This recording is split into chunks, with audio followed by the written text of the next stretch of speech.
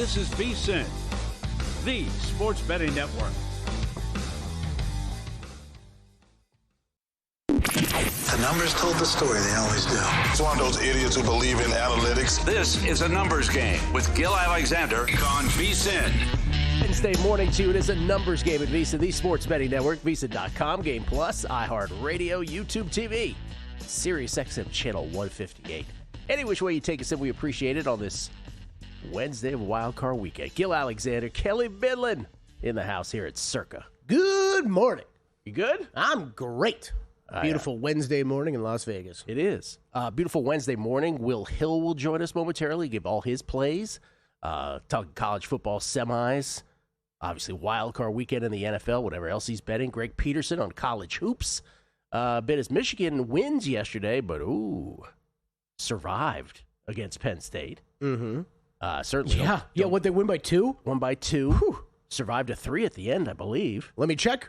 Did not cover. Did not cover. Yeah, just shy of covering of the 20.5, which we had it at. It got up to 24 by tip-off. Aaron Schatz joins some. I'm burying the headline with apologies to Greg and Will. Aaron Schatz with his annual appearance this hour. He comes to us quarterly here on a numbers game. He also does the Megapod once a year. But he comes to us quarterly on a numbers game to sort of give us a DVOA update, his thoughts on awards. This is his final one of the year, which is always the post-regular season pre-playoffs. Here's what was the historical DVOAs on these teams. Here's what I think about the awards, or at least what he's willing to share about what he thinks about the awards. Again, he represents 2% of the entire voting body with all these. The guy who famously, Kelly, when you, me, and Matt Brown went out to dinner with Aaron Schatz. We'll never forget. We'll never forget it. They announced that Lamar Jackson had won the MVP. So this is 2 years ago. Announced that he had won the MVP, 1 vote shy of unanimous. And Aaron was the guy who did not vote for him. And then last year, he was the guy that voted for Lamar, and no one else did. Well, not no one else, but he didn't end up winning. You could easily make the argument that Schatz had it right those 2 years, and everybody else had it wrong. Correct. A little later, Nick Whalen will join us. Win Total Wednesdays. Warren Sharp will join us. Wishnev's out today because Wishnev is sick. So we can't have Wishnev today. Get better, Todd. That's not good to hear. Yeah, because he runs himself into the ground betting college hoops. You know the part, like, I don't want to circle back to this dinner. Probably don't want to talk it too much with Aaron because he was. But I think people need to know this, right? Like some of these voters, we were thrilled to hear when Aaron Schatz became a voter and started as a voter because we knew that some of his numbers and analytics were going to be used in worked into his vote. Seeing how much he cared that night, though, as someone who bets on these things, was meaningful. I would put it that way. But he was obviously in a weird space when he was the only person right on that side. But seeing how much that these guys should care as much as Aaron Schatz did, that makes me feel better when I go to bet these things. Because how many times do we throw our arms up and we're just like, betting awards, what are we thinking sometimes? We lost him for about 5 minutes. Yeah. He was still at the table, but he was lost in thought. But that was more about he knew the backlash that was going to come. He was correct. We then, remember, we were owned by DraftKings at the time. We did the Radio Row for the Super Bowl. Mm-hmm. He joined us a couple days later at Radio Row and talked about the online hate that he received for this, right? This is just a guy who's into analytics, a nerdy guy, right, who's just pioneering football analytics, made his vote based on his conscience, and in the end, he knew it was coming, it came, and he just took it like a man. He was like, doesn't mean I didn't do it for all the right reasons. All the right reasons, right? I'm just like, whenever I think about that, let's compare it to the 983 people who vote on the Heisman, who I know firsthand, some don't even care about. Really. It's like, let me just send it in. Let me just get it in. All right, so we'll talk to Aaron a little later on. The biggest news, of course, in football happened after the show yesterday when the Baltimore Ravens fired John Harbaugh after 18 years. 18 years. One Super Bowl title in 18 years. I believe that's what Kanye said back in the day. John Harbaugh, who had gotten 6 division titles and that one Super Bowl title in the Har Bowl, if you will, in 2012 against his brother Jim and the 49ers, where Joe Flacco was the quarterback for the Ravens, let go And part of the scuttlebutt afterwards, can we say scuttlebutt? Is that allowed? Yeah. Was that he lost the locker room. Not only lost Lamar Jackson, but lost the locker room. Read into that what you will. That's a very vague sort of catch-all. We had talked about during the season that there were some rumors about Lamar falling asleep during meetings. I don't know if that's part and parcel with it as well. But anyway, they decided, Steve Bisciotti, the Ravens owner, decided this, and it was time after a few consecutive disappointments, right? The Zay Flowers fumble, the Mark Andrews drop, and then the Tyler Loop miss to not even make the postseason here against the Steelers. You see that graphic? I think Trey Wingo posted this. I'm not sure if he made the graphic, but he posted this. It was the goalposts in the Baltimore-Pittsburgh game, right? The back shot from the other side of the field, as we always see field goals. And in between the goalposts, it said Mike Tomlin fired, and on each side of the goalpost it said John Harbaugh fired, which is to say that if that kick goes in, maybe it's Tomlin who goes and not Harbaugh. But anyway, that's how it is. And you can bet on who the Ravens' next head coach will be at Kalshi. Jesse Minter is your short shot at plus 177. Thank you, Kelly, for putting these in sports fan mode. Sports language. fan mode. Kill and I were just laughing about that. That's what Kalshi calls it, sports fan mode, because usually just percentages, right? I swear when I changed my settings 5 days ago, it was not called that. It was just like American odds. I'm pretty sure it was. Now it says sports fan mode. Sports fan mode. Because there's some trader there at Robinhood just laughing at us. Oh, totally. Sports losers betting on this You stuff. losers just for them scoop up money. think you're going to win. Well, on this stuff you can. I bet Brian Flores yesterday. Brian Flores is 3-1. Cliff Kingsbury ousted Washington offensive coordinator, former Washington offensive coordinator as of yesterday, plus 733. Then you see Stefanski and Kubiak, who are rumored almost on all these jobs, just over 8-1. Chris Shula's name has been bantied about. He's 9-1. Robert Saleh also in the mix at 10-1. And here's the thing again with these prediction markets like Kalshi. These are a reflection of the actual bets that have been made. This is not some bookmaker, right? This is the difference. This is not some bookmaker making book, being an odds maker, nothing like that. This is the actual reflection of the bets that have been made. So my Brian Flores in percentage has gone from 17% to 23%. I have no inside information on this. I have no idea if Brian Flores is going to be the next head coach of the Baltimore Ravens. It just makes a whole lot of sense to me. That oh wow! I punched this up. I didn't even realize you made the bet. What number did you get? I got at 17%. So I'm somewhere in between 4 and 5-1. Okay, on mine.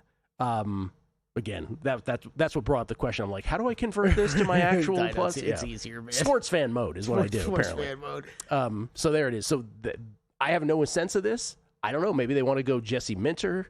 Maybe they want to again Jesse Minter, who was with Jim Harbaugh at Michigan. Maybe they want to distance themselves again. Poor Jesse Minter's getting distanced if he doesn't get this, right? From 2 jobs now, Michigan the other one. So I don't know. We'll see. I just want to bring up one thing. The Minter one. I think Flores. I hope Flores gets a job. I'm going to leave it as that. I would think he gets a job. Who knows with the stuff that he's going on with the NFL? Ought to get a job. He ought to get a job. Yeah. I think he could make a lot of sense here, right? You, Danny, and I were kind of texting about this yesterday. Like, the whole John Harbaugh thing, just on the surface, too. Like, it's probably best for both sides. I kind of have a feeling at the end of the day it's John Harbaugh getting the last laugh somewhere else, but... John Harbaugh, according to John Harbaugh's agent, was contacted within 45 minutes of this news breaking yesterday. Within 45 minutes, according to his agent, he was contacted by 7 different teams. Now, you will note that if you count the number of openings that exist, there are 7, and one of them is the Ravens. So if you are to believe John Harbaugh's agent, and you know agents never lie about anything, then some team that currently has a head coach also contacted. Well, I heard Rich Eisen talking about this yesterday. I'm sorry. Quoted Adam Schefter, by the way. Not Rich Eisen. This is Colin Cowherd who was talking about this with, giving Colin Cowherd a couple-minute commentary. Right? It's the sports talk. What's the one team who can't lose wild card round? The Buffalo Bills, and he was basically just going, Josh, everything we've brought up. Josh Allen doesn't have to face, good call. Doesn't have to go through the AFC with Mahomes or Lamar Jackson, right? He's the one team that cannot lose. So he was bringing up what happens if they do. Is McDermott on the hot seat, right? Yeah. I don't know that he should be. I don't know if that fully translates to me, but I can understand that why some people would think that. Real quick, just to wrap this up. Look, I love Flores. Minter feels like he would make a lot of sense, right? I mean, he has been awesome for the Chargers in that defense that you talked about. Any defensive-minded coach would want this job. And he's been connected to Baltimore, the Harbaughs. I mean, I guess really just, I don't know how the brothers have this conversation sometimes, right? Like it's, to John and Jim, John not want Minter to take the job he was just at, and Jim has any influence on that? I don't get the sense that those two talk every day. Yeah, who knows? I just want to mention this one last thing before we move on from this, get to Will. So my little buddy Owen Wright, right? He was on the practice squad with the Ravens. And one story he told me sticks out in my brain, which is he would always say, now again, the Ravens won one Super Bowl in 18 years under Harbaugh. A lot of disappointment since that Super Bowl, with a lot of expectation, right? Yeah. That's the real rub. He would always say, in his couple years there, he would say, it's amazing how when we get players in from other teams, that the common thread with those other players is, what are we doing practicing so much and so hard? This is in training camp, right? This is in the offseason, before the season even starts. The common complaint of players that have experienced other organizations was, this guy is Meshuggah. Like, John Harbaugh is killing us out here in August. And I was struck by that story. And then what follows after the comma from then is, maybe does that contribute to late season disappointment? Who knows? I mean, it's a fumble by Zay, it's a drop by Andrews, it's a missed field goal. So you can really distill it to that one thing. But after all those years of not getting to the promised land, I do wonder if the Ravens are more gassed than other teams towards the end of the season. I don't know. Just an inside story for you on that. Will Hill on the other side. It's a numbers game at VSiN, the Sports Betting Network. Laptop or phone, couch or sportsbook, VSiN goes where you go. Wherever you watch VSiN, the experience stays seamless. Live shows, replays, and sports-specific clips all at your fingertips. VSiN Watch puts you in the driver's seat. Available in Roku, Samsung, Amazon, iOS, Android, app stores, or get it direct from the source at VSiN.com. Download VSiN Watch today on your favorite app store and join us on the Sports Betting Network. This is VSiN, a network of sports betting analysts, writers, hosts, and handicappers, all here to help you become a more confident bettor. We broadcast live every day from Las Vegas, the sports betting capital of the world, and from studios across the country, giving you insight from every angle of the action. Take VSiN with you wherever you go with the VSiN Watch app, or catch us on streaming platforms and regional sports networks. You can also listen live on SiriusXM channel 158 and on radio stations nationwide. Check out VSiN.com as well for betting tools, exclusive betting splits, AI-powered player prop projections from Opta, pro picks for every game, plus in-depth betting guides and articles built to give you an edge. From sharp betting analysis and daily best bets to insider interviews and expert breakdowns, VSiN is your trusted source for everything happening in the world of sports betting. See everything we have to offer at VSiN.com and become part of the Sports Betting Network. Coming up on the next edition of Follow the Money, Vito's son returns. Sal Pal to talk playoffs. Will the Eagles win? Mike Palm, you cannot be serious, and an update on the conclusion of Survivor and Millions. Ryan Clinton, the winner of the Booby Prize, $100,000. What went into his strategy? And Matt Human's best bets, college football playoffs and NFL playoffs. Follow the Money 4 to 7 Eastern on VSiN, the Sports Betting Network, SiriusXM channel 158. Check out the website for all the betting tools and analysis.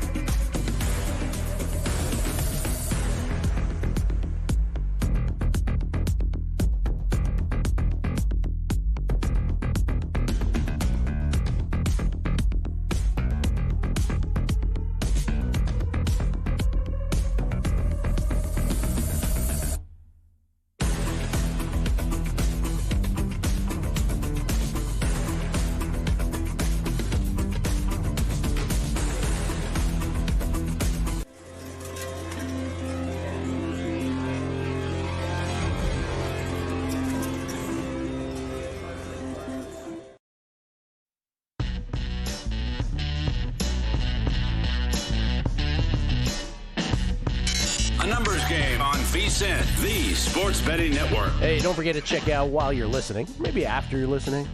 I don't know, maybe you want to do it simultaneously. VSiN.com, where, of course, everything is going on as well in real time. Greg Peterson's college basketball best bet, Steve Makinen's college football playoff semis analytics report, Giants and Raiders new head coaching odds, and coming up today, Tyler Shoemaker's men's and women's college basketball projections picks, Zachary Cohen's NBA best bets, and Jonathan Davis's NHL picks and props. Sign up for as little as $9.99 to get access to all pro articles at vsin.com/subscribe. Did you see the Tyler Shoemaker tweet yesterday where he got a bajillion No. Oh, yeah. You know, I was wondering why you chuckled during the live read. Because he was very clever. It's one of those tweets where you're like, I wish I was as clever to have done that. You remember when Nate Bargatze was on Saturday Night Live as the host? No. Okay. Well, most people don't watch Saturday Night Live, but most people, if you know one sketch from this year, you probably know this sketch because it was actually brilliant. Okay. Where he's playing George Washington, and they're like resting one night during one of their battles, or we're traveling to a battle, and it's a whole thing about how ridiculous all the contradictions are of common American life. Yeah. And then there's a racist component in there. It's an amazingly brilliant sketch. But Tyler Shoemaker's tweet was, it'll be called college football. The games will be primarily on Saturdays, so the sport can be properly observed when most people are off work that day and the next. And then, of course, his guys ask him questions. Even the semifinals and championship, sir? He goes, of course not. The semifinals will be Thursday and Friday, while the championship will be on Monday. So true. Oh, man. So good job by Tyler. I don't know what happened. I don't want to keep Will waiting anymore, but I don't know what we used to. I feel like when I grew up, right? Like it's not that long ago. There were such the football rules, right? It's like we all observe and we will stay away from Fridays for high school football. That's and right. Everything will revolve around that. Saturday will be just college, and then we'll do the pro on Sunday, and then everybody figured out they could start making way more money. Well, you know what Todd would say? They're chazers. They're pigs. Yeah. It does feel NFL doesn't care. It does feel a little weird we don't have one of these games on Saturday. Yeah. Well, the NFL, doubleheader. Will Hill joins us. By the way, the NFL being a doubleheader on Saturday then seems weird. It's like, the three are on Sunday kind of thing. Mm-hmm. Will Hill joins us now, courtesy of the Progressive Guest Line at not the, with two E's, not the Will Hill.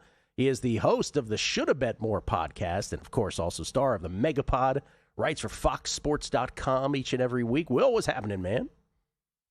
Boys, what's going on? Yeah, I'm with you guys. I think if we're going to add some scheduling complaints, I actually don't like the Monday wild card game in the NFL. I preferred the first year they did this. It was a triple header Saturday, triple header Sunday. Yes.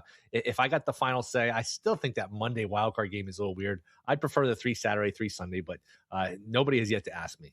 Well, maybe perhaps I'll ask you later today. Not called Super Wild Card Weekend anymore. Oh, remember they did drop that because we all made fun of it too much. Super Wild Card. Just back to Wild Card. That's right.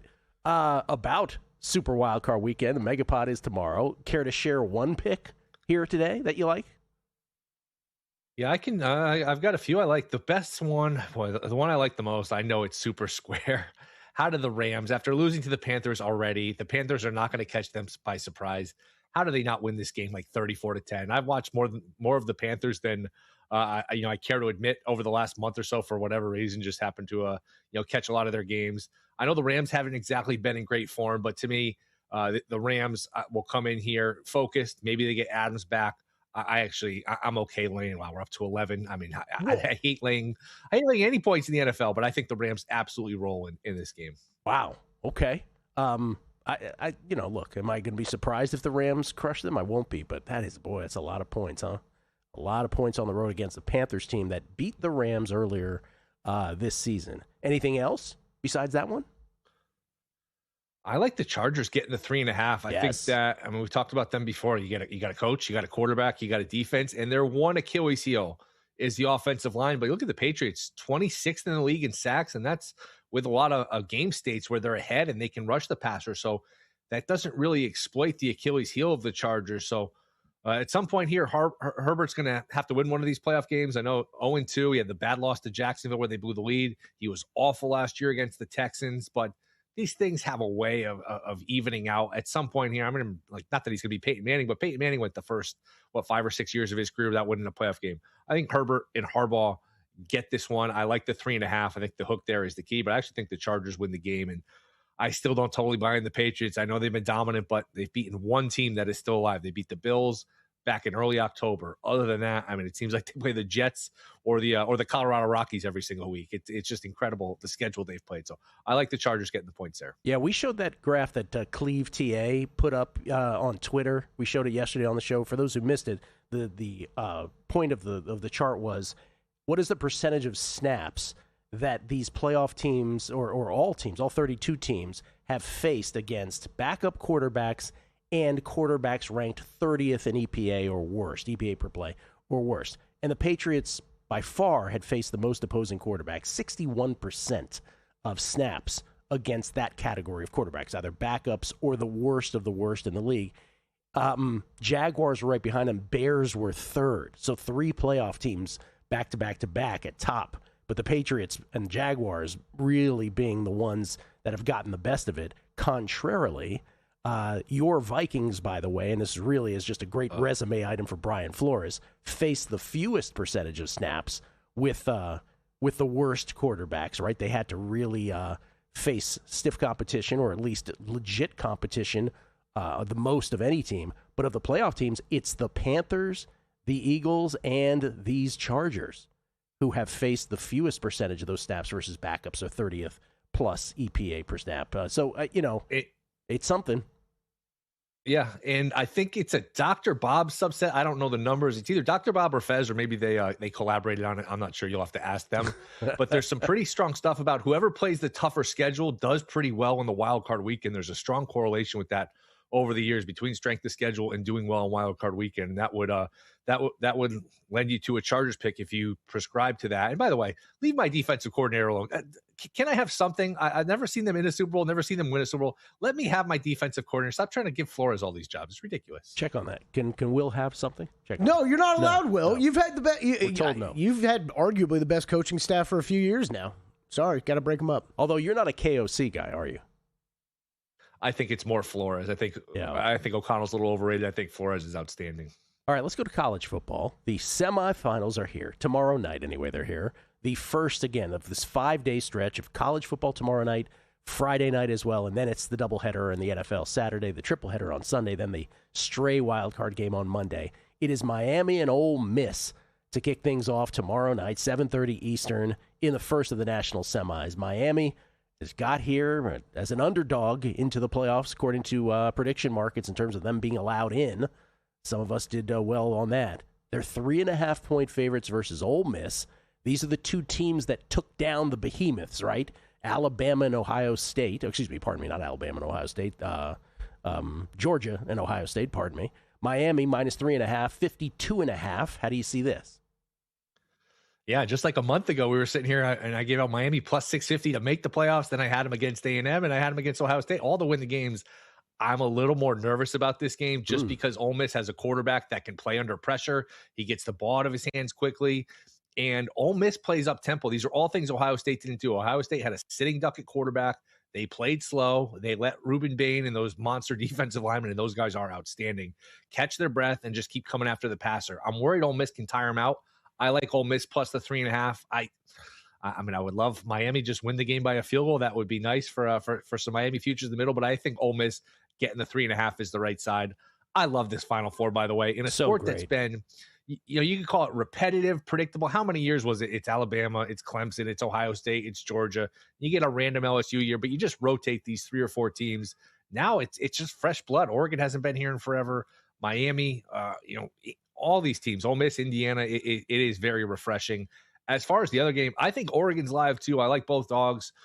A lot of the film guys will say that Indiana's defense is very complex and that the first time you see it, it's going to drive you crazy. Dante Moore only put up 13 points and threw a pick 6. I think the second time around, he might be a little more comfortable here. So I will take Oregon getting the points. But these should both be awesome games, and would not be surprised if any of the 4 teams were holding up the trophy here in a couple weeks. By the way, biggest story in college football yesterday, and is potentially like an explosive story. I'm curious your thoughts on this. This is a little more sports talky, but Washington quarterback Damon Williams Jr., who, by the way, is awesome at football, said on social media Tuesday night he's entering the transfer portal, a move that comes just days after he agreed to return to the Huskies for the 2026 season. He had signed a contract to return to UW last week, with Pete Thamel over at ESPN saying the deal was near the top of the market.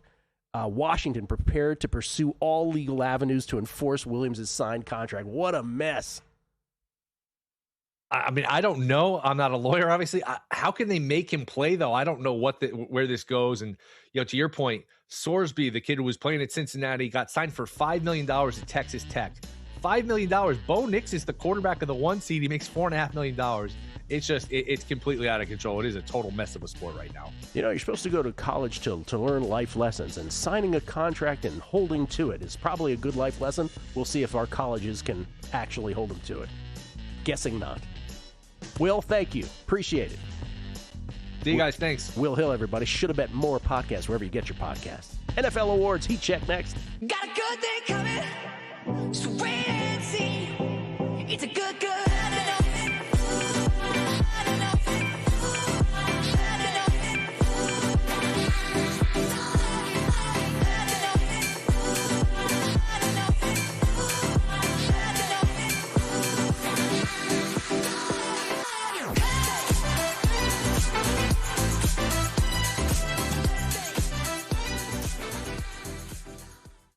Your sports betting game with VSiN's exclusive betting splits.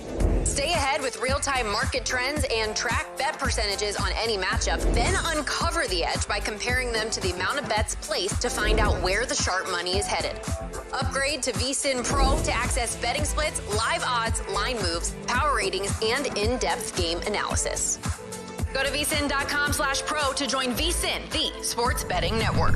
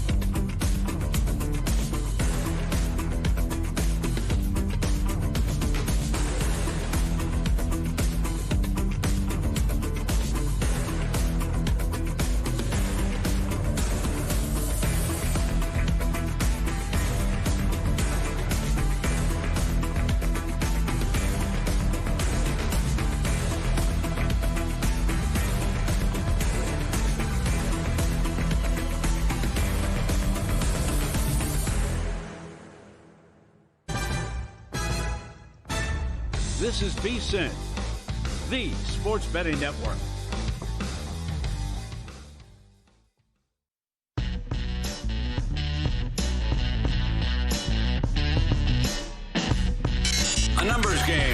VSiN, the Sports Betting Network. Football meets flavor with VSiN and Omaha Steaks, the official sponsor of tailgating. And right now, when you spend $129, you can score 2 pounds of fully cooked chicken wings plus 50% off site-wide at omahasteaks.com/VSIN. Don't wait. Spend $129. Get 2 pounds of wings and save 50% site-wide on steaks and more at omahasteaks.com/VSIN. That's omahasteaks.com/VSIN.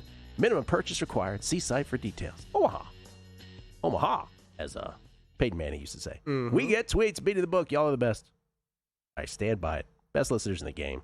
This is from last night, actually, this first one. It's from, I want to get this correct. Where is it? Carl Wetak, who says, does this stat for wildcard weekend still hold true? The spread doesn't come into play for 80% of the games. Was it 88%? Yes, what you're getting at is, for years and years and years, I talked about this stat that in regular season games, going back to 1978, 83% of the time, right, regular season games, 83% of the time, the spread doesn't matter, which is to say the underdog wins outright or the favorite covers. So only 17% of the time does the favorite win but not cover, in other words, which, by the way, sounds like a small amount, but it's really not. It's not a negligible amount, 17%. But yes, to your point, Carl, that the wild card weekend historically, but I did this before this last format of it, was 88%. Wildcard weekend was the one where the spread mattered the least of any weekend in the NFL. Don't know if that's held true the last couple years. Should be easy enough to check on that. Lance Schaefer says, everyone hates on Nagy as a coaching candidate, but he was a double doink away from a playoff win with Mitch Trubisky as his quarterback. The kicker also missed a walk-off at Miami that same year. Bears would have had a first-round bye. I'm not saying he's great, but he isn't a turd, he says. There you go. There's a little vote of confidence. Hey, listen. He's not a turd. We allowed to say that on the radio? Yeah. Ray in Texas. I disagree. Kind of think he's a turd, but yeah. You kind of think he is. Yeah. Turd-like. It is amazing, though, some of these coaches, like so what of the Giants? Giants already have talked with Mike McCarthy, Kevin Stefanski next. It's just so many recycles, man.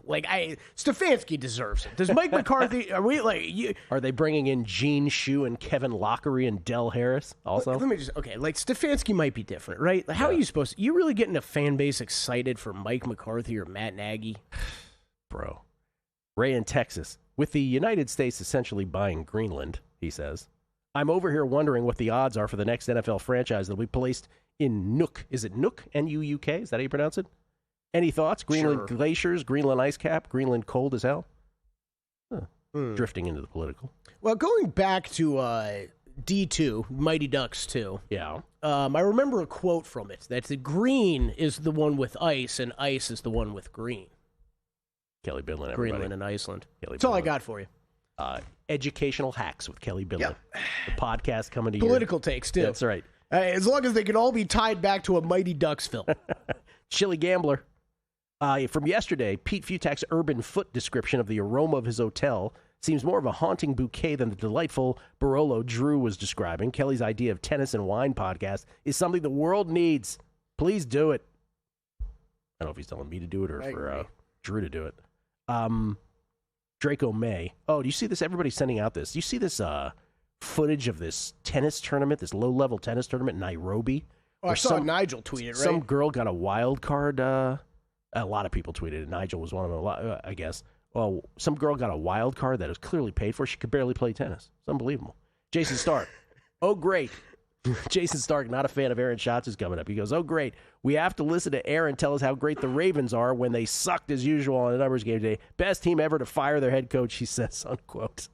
I don't think that's going to come up. Tim Bowers, you might be a numbers game listener if after Week 18 you turn your sights to college basketball futures and compare those odds to the traits of champions you remember from a numbers game and take a shot on Florida at 30-1, who meet all but one, but are close enough to qualify. I love that. Sam Ginsberg, remember that a couple years back, Mike Tomlin hired Flores when the Miami stuff had just started, so Baltimore might want Flores more. Has Steeler knowledge or less feel Flores has Pittsburgh Tomlin closeness? I don't understand the last part of that. Darrell Winningham.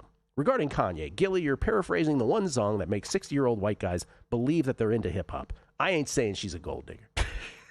Daryl, you might be new around here, is what this. It's about the 5,000th hip-hop track I've ever quoted.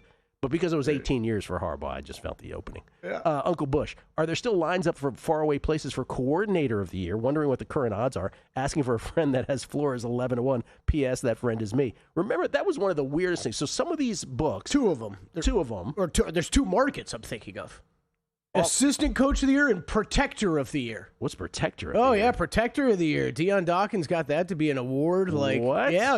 We looked at it at the beginning of the year. So that was an awards market? It was listed, yeah. A betting market? Yeah. And then they disappear. They disappear and they don't repost. And there's no sign of them. So people are worried that they won't get paid out on this stuff. I think there's some offshore books that have been keeping them up, but I have not seen them anywhere here in the U.S. Mile marker 420. If there was ever a time for the phrase mutual decision, one would have thought it would have been the press release from the Ravens about Harbaugh. But to fire him, wow. After the Harbaugh firing, there are a lot of head coaching seats that at least got warm, if not hot. Harbaugh to Miami, South Beach? It's a great tweet. I know he's been rumored to go to the Giants, too. Who knows? This is also like this is where we go back to the mutual decision, though, right? Mutual decision, I never feel like it's a mutual decision because I completely agree. If there was ever going to be one, it should be John Harbaugh with the Baltimore Ravens. Yeah. Absolutely. All right. Awards heat check. And let me start this, Kelly, because our whole reason for doing this is which do we think is done? Which do we think is still in play? Alive, yeah. But can I just, before we do that, and thank you to Tom Mass 313 for alerting us to this. Sports Illustrated, the Monday morning quarterback column that Peter King used to do, is now just called the MMQB staff article, did a straw poll for these awards. So, straw poll on how these awards might shake down on this. It's a 10-person panel, so not obviously 50. These are 10 people. Albert Breer is on this, among the names that you recognize, Andrew Brandt. So 10 people, all from Sports Illustrated, not actual voters in all cases. But in their little straw poll, Matthew Stafford wins MVP, 48 points to 42 points. He gets 8 first. Matthew Stafford does. Drake May gets 2 firsts. Again, reflection or not, we don't know. Offensive Player of the Year, a dead heat tie between Christian McCaffrey and Jackson Smith and Jigba, with Bijan finishing 3rd and Nakua 5th. What are we doing? Yeah, that is by far the most interesting one in this article. Myles Garrett wins Defensive Player of the Year. No shocker there. Offensive Rookie of the Year does go to Tedero McMillan over Tyler Shuck, 49 points to 31 points. And not really close. Not really close. Igbuka, Tyler Warren, Jackson Dart in that order. Jackson Dart, by the way, ties with Cam Ward in this. Okay. Defensive Rookie of the Year goes to Schlesinger. Why do I have so much trouble saying that? Danny Higgins' boy, Nick Emanwari, finishes 6 points behind him. Comeback Player of the Year does go to Christian McCaffrey over Aiden Hutchinson. And Coach of the Year goes to Mike Vrabel by 5 points over Mike McDonald. Liam Cohen in 3rd. Close vote. Anyway, read in that what you will. So, Kelly, the question is, which of those do we think, which do we feel is over, which do we feel is still in play? MVP, still in play? Yeah, let's start it up with MVP. All of our odds, courtesy today from Kalshi, as we expected, Sportsbook's taking down awards finally. Right. So, minus 204 for Stafford, Drake May plus 156. I think it's over. I think it's Stafford's. I really do. My hunch is that it's Stafford. I hope you're right. I'm going to go with not done yet. Okay. I think this is. I think it's going to be very close. I agree with the JVT theory. We're going to look back at this and we're going to see it's not that close. I hope so, man. I hope so. All right. Offensive Player of the Year. Definitely up for grabs. JSN minus 1,900 at Kalshi. Again, we showed the stats last week and this week. Puka Nacua and Jackson Smith and Jigba stats are almost identical. There is no chance that these numbers reflect reality. I'm not saying Puka's going to win. But there's no chance it's this far apart. It's not over to me. I think JSN wins. I guess obviously we're doing the done or not done. So I guess I'll go done since I have to pick one of those. So your take on this is just like my take on MVP. But I think it's closer than the odds reflect. Yes. I think MVP's done. You think Offensive Player of the Year is done. We're oppo on those. All right, Defensive Player of the Year, Gil Alexander. Done. Next. Really, did you hear Myles Garrett broke the sack record? We should have done who's going to go. Did anybody publicize who's that? Who's going to finish second? That's what we really should have done all year. Yeah. All right, Offensive Rookie of the Year, Tedero McMillan, minus 1,150. I mean, I don't think it's that. I think it's way closer than this, but I guess he's going to win. I don't know. To me, this is not done at all. Yeah, I'll go with not done too. While I do think he is likely to win, man, this has to have been a tough conversation in your own mind if you're a voter out there. All right, Coach of the Year, Vrabel minus 204. Our boy McDonald at Kelsey down to plus 233. It ain't over. Party's not over. I don't think so either. I think Liam Cohen still might have a say in this. Or, he won't have a say at all, but maybe others will have a say for him. I don't even know if Ben Johnson's out. I really don't. Don't know. This one's definitely not over. And Comeback Player of the Year is over. Yeah. Comeback Player of the Year is over. They'll give that one to McCaffrey. I think we did them all, didn't we? Yeah. Yeah. Okay. College basketball break with Greg Peterson on the other side, his Fab Five. And then we'll get to Aaron Schatz, his annual appearance here after the regular season DVOA, and his awards thoughts as a voter. It's a numbers game at VSiN, the Sports Betting Network. VSiN's player prop projection tool is now available for the NBA. Get projections for points, assists, rebounds, and more powered by Opta AI. On VSiN.com/NBA props, we line up our projections against the latest DraftKings odds so you can quickly spot mismatches and find value before the market adjusts. The NBA player prop projections tool is available exclusively to VSiN Pro subscribers. Check it out now at VSiN.com/NBA props and join us on the Sports Betting Network. Join the guru, John Hansen, at the intersection of prop betting and fantasy sports on Prop Points, only on VSiN. You know what? I'm going to blame Andy Reid for cronyism because Matt Nagy stinks. A guy like Jefferson, you got to be a part of the solution, not part of the problem, and he's been part of the problem. John and his guests will help you find the connection between the two and give you his expert advice on how to capitalize when a number is too good to pass up. Prop Points, weekdays at 1 p.m. Eastern on VSiN.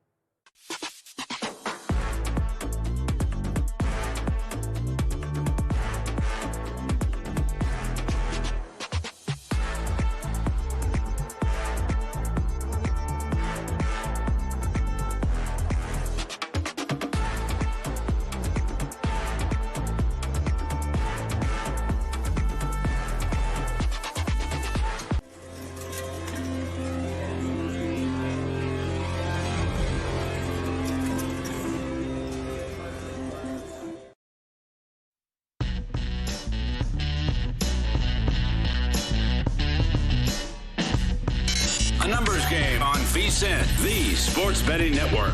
Back on the numbers game, live from Circa Resort Casino, downtown Las Vegas. Gil Alexander, my little buddy Kelly Bidlin. Hey-o. Everybody. By the way, for Kelly and I, we sit side by side, so I never get to really stare at Kelly straight on. And finally, after the show yesterday, we were actually having a straight on conversation. Looking deep into my eyes. Gazing deep into his eyes. And what did I say to Kelly? I go, I think you've lost enough weight. You did. I think no more. Well, don't worry, it's not happening. Okay. We get tweets at Beating the Book. Advice he didn't ask for. GV, New Jersey, New York. Regarding Harbaugh's intense training camps, that's a very common complaint about Belichick disciples when they become head coaches for the first time. Difference between when Bill did it compared to when the disciples did it is that Bill at the time was Bill. Does John have that cachet? Talking about my story about how players from other teams would come in there and be like, why are we practicing so much and so hard? What are we doing? We should be resting a little more. Ioya S69. Harbaugh had the ridiculous winning streak in the preseason, remember, as well. Oh, yeah. He goes, maybe in the end, winning in the preseason was his downfall. Doubtful, but maybe. By the way, that tracks with your stories about camp. Yes. Ian Rappaport just coming out to Ravens looking for a head coach that will, quote, reach and invigorate Lamar Jackson. Yeah. It pretty much seems like it came down to that, doesn't it? Yes, it does. Yeah. It's either him or me. Or him or him. And they decided who they had to get rid of. Mariners Geek, who I met the other day, who was out here after the show. Great meeting him. He says, John Harbaugh, this guy's Meshuggah, I said. He's quoting me. He goes, for the new viewers, a Yiddish slang word meaning crazy or nuts. Thank you. Edward Perez at Boomerizzle had a dream last night that Gil was hanging out at my house watching a bowl game. He was eating cake with Fruity Pebbles on top. Does this mean I'm listening to too much a numbers game, or is it safe to carry on? First of all, let me just tell you, your dream is ridiculous. It would have been Cocoa Pebbles. Let's get that straight. Edward, you're watching just the right amount. Who knows? Maybe I am at your house eating Fruity Pebbles cake good too. Fruity Pebbles. Man, now y'all gonna make me go buy Fruity Pebbles or Cocoa Pebbles. Is there anything better than cereal? No, I love it. It's one of those things that it's problematic. I can't have it in the house. It's like chips. Oh, yeah. It's like a bag of chips. That's If right. I'm gonna buy a bag of chips, I gotta buy the little individual ones because otherwise I'll just sit on the couch and eat away. Tronsky, Gilly. From yesterday, Pete Futak's take on the SEC and how Mizzou, Vandy, and Tennessee all lost their bowl games is flawed logic. SEC teams don't take bowl games as seriously. Everyone playing versus the SEC wants to show they can compete. Top to bottom, still the best. I agree with you, Tronsky. I didn't want to be rude at the time. And then Uncle Bush points out the exact verbiage of that DraftKings market was assistant coach of the year. Mm-hmm. And his wager was placed September 30th on Brian Flores at 11-1. There you go. And then finally, Teddy Rack. I was always a give or take on Drew when he was on a numbers game. Now that I know he's a Duke guy, I'm all in on him.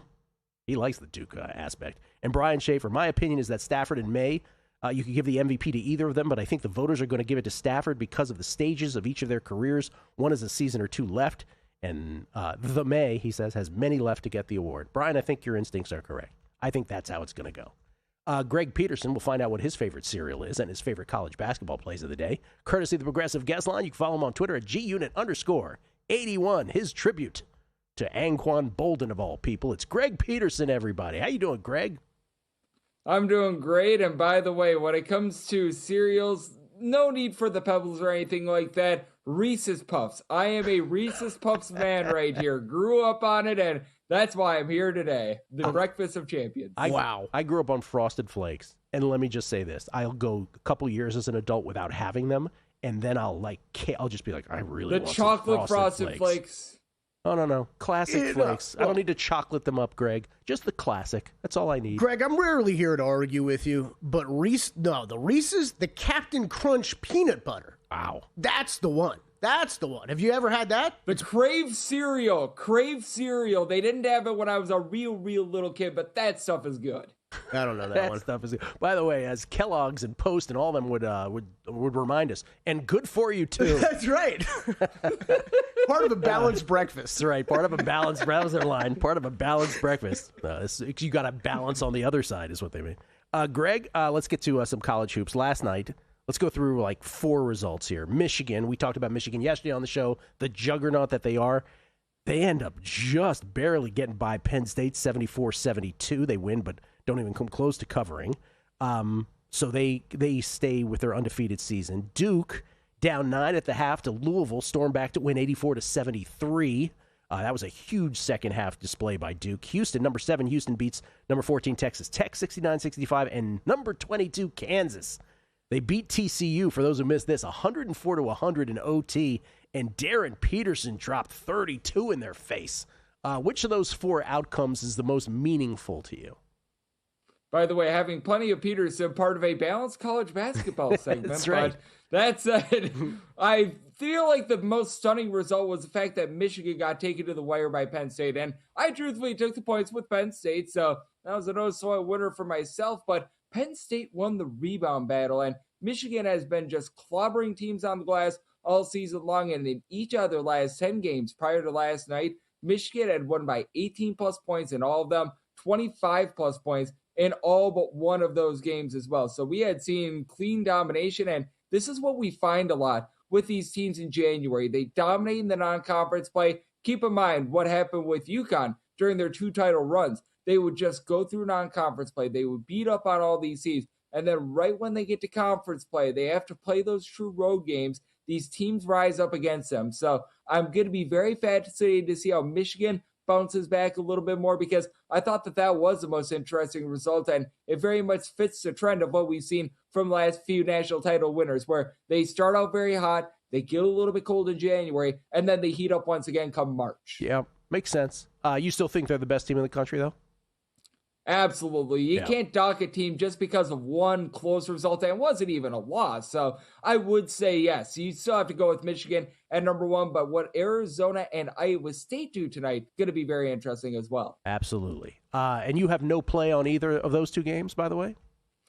I did lay the points with Iowa State. I was seeing them at 4.5 overnight against Baylor, and I do feel like a lot of people are making too much out of these G League guys that are going out of these teams. As James Donji in his debut for Baylor, he had like 5 points and 4 rebounds. So there's that aspect of things. And then in the Arizona versus Kansas State game, I was seeing that total above 170. The Arizona defense, in my opinion, is too good for that total to be 170 plus. So took a shot on that under. All right, 2 bonus bets from Greg, because now it's time for Greg's Fab 5. Let's start with the Oklahoma game. What do you have in this one? I'm looking at the under here. You have an Oklahoma team that has been rough in terms of guarding the 3-point line, but I think that'll improve as the season goes along. Last year, top 35 team in terms of their opponent's 3-point shooting percentage. That Porter Moser system is pretty good. And then you got a Mississippi State team that has just never shot it well from 3 under Chris Jans. They have never been inside the top 200 with regards to their 3-point shooting percentage. I have an Oklahoma team as well that is pretty slow and controlled outside the top 190 in terms of total possessions per game. But while Oklahoma, 11th in the country in terms of points per possession, that falls by darn near 20 points per 100 possessions away from home. When Mississippi State has been really good, it's been thanks to low post play. So in this one, I do look at that total under, especially now that it's above 160 between these two, as I think you get a nip and tuck game. What kind of system did you say Porter Moser had at Oklahoma? Never mind, don't answer that question. Under 159.5. Oklahoma, Mississippi State from Greg. That's the first of the Fab 5. Then Rice and Wichita State, also an under.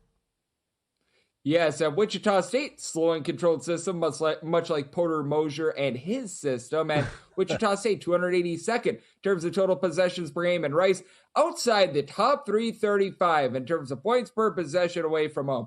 They have not scored away from home. Wichita State doing a great job in terms of owning the glass. Now, I do think that 13.5 might be getting a little bit too high here. This is a Rice team that doesn't do the world's worst job in terms of guarding the perimeter, but I mean, it's a Rice team that they've been a relatively mid-tempo team themselves. Feel like this total has just gone way too high with the way that Rice has performed with regards to outside shooting away from home. So in on that under of 141.5, 142.5. All right, Greg McDermott's Creighton squad taking on Villanova. You're taking Creighton with the points. Yes, Creighton is doing the little things well. They're a top 5 team in terms of fewest free throw attempts allowed on a per possession basis. And in a tight spot, Villanova shooting less than 70% of the free throw line. That's a little bit of a concern. Creighton playing some better basketball. Even that loss over the weekend against Seton Hall, they were very much in that game. And for Villanova, their line teams at home to shoot 40.9% from 3-point range. Outside the top 335 in all of college basketball, so took the points here with Creighton. UW and Purdue, a third under from you, Greg, an underfest. Absolutely. Purdue outside the top 280 in terms of total possessions per game. And while Purdue leads the country in terms of points per possession, they've also been rock solid on defense. At Washington, down one of their top scorers in Wesley Yates, and they have to do a lot of travel here, multiple time zones. I think that's going to affect them. All right, and then fading, well, at least taking the points, not fading, taking the points against A.J. DeMonsa and BYU with the Sun Devils. Yep, BYU, 28th in points per possession, 18th in points allowed per possession. Their defense has actually been more efficient, but Arizona State shooting 39.7% from three-point range away from home. Mo Odom, one of the most underrated guards in college basketball. Give me the points with Arizona State. Greg Peterson, everybody. What's your cereal again?